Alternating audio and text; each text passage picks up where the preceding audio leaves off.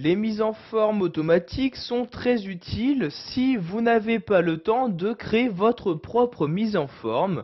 Alors en utilisant les différents modèles proposés par Excel 2010, vous n'aurez juste qu'à saisir vos données donc dans un document qui aura déjà été créé. Donc pour utiliser les mises en forme automatiques sous Excel 2010, vous devez tout d'abord vous rendre dans le menu Fichier. Je déplace donc mon curseur en haut à gauche de mon écran et clique ici sur Fichier comme ceci. Donc une fois dans ce menu Fichier, je vais cliquer ici à gauche, donc sur Nouveau comme ceci. Ensuite, donc ici, je ne vais pas créer donc un nouveau document vierge, mais je vais utiliser donc les modèles présents donc dans Excel 2010. Donc par défaut, donc en même temps que la suite Office 2010, différents modèles sont installés. Donc pour les consulter, vous cliquez ici sur Exemple de modèle. Vous avez donc maintenant différents exemples de modèles qui apparaissent dans cette partie-là.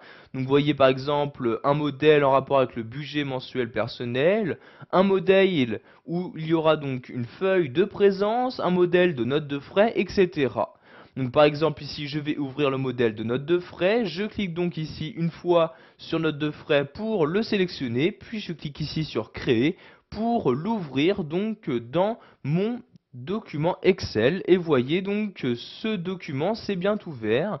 Il ne me restera plus donc qu'à insérer donc les différentes données que je souhaite. Donc vous voyez par exemple ici le numéro de relevé de compte. Dans cette partie là vous allez mettre le nom de la société et vous avez donc ici donc les différentes notes de frais donc que vous pouvez insérer dans ce tableau-ci. Donc je vais maintenant fermer ce modèle de mon document en me rendant en haut à droite et en cliquant ici sur la croix comme ceci. Donc je n'enregistre pas ce modèle, je clique donc ici sur ne pas enregistrer. Donc sachez que si tous les modèles présents dans Excel ne vous conviennent pas, vous avez la possibilité d'en télécharger de nouveaux. Pour ce faire, vous retournez en haut à gauche ici sur le menu Fichier, je reclique ici sur Nouveau comme ceci. Donc pour télécharger de nouveaux modèles, vous allez vous rendre ici dans la catégorie modèle office.com et vous avez donc ici dans cette partie-là tous les modèles qu'il est possible d'utiliser.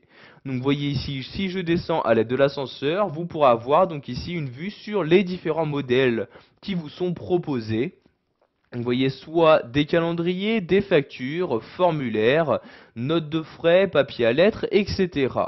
Donc si par exemple vous souhaitez créer un nouveau calendrier, je clique ici une fois sur calendrier.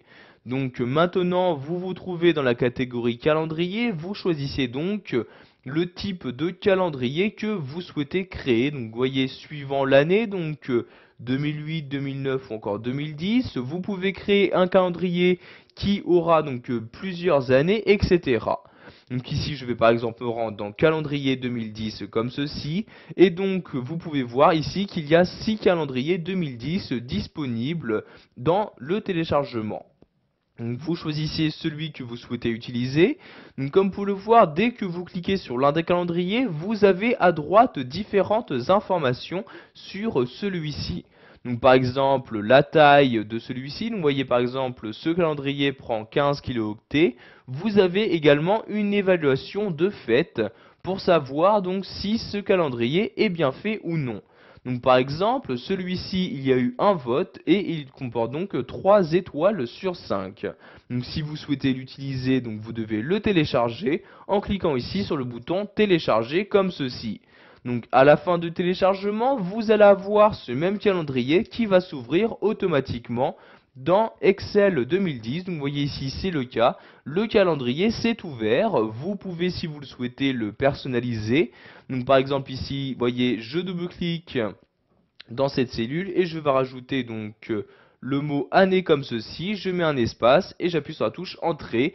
Donc comme vous pouvez le voir, dans un modèle de document, il y a déjà donc une mise en forme de créer, donc comme c'est le cas ici pour ce calendrier, et vous avez déjà donc un grand nombre d'informations d'insérer.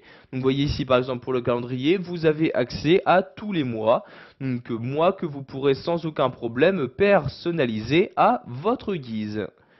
Voilà, vous savez maintenant comment utiliser les mises en forme automatiques proposées par Excel 2007, que ce soit donc celles installées par défaut avec le logiciel ou en téléchargeant de nouvelles sur office.com.